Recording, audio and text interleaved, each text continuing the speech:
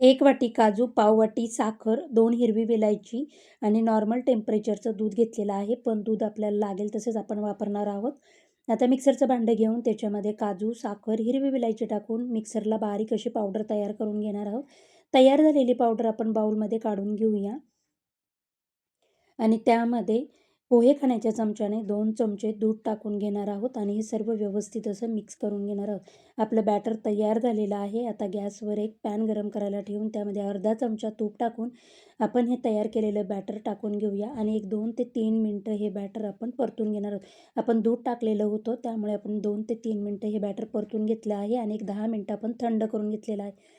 आणि थंड झाल्यानंतर आपण हे छान असं मळून घ्यायचं. मोदक साचा घेऊन त्याला साजूक तूप लावून घेऊया आणि लगेचच आपण मोदक वळवून घेऊया. तुम्हाला जर माझे व्हिडिओ आवडत असतील तर प्लीज लाईक, शेअर, सबस्क्राईब करा.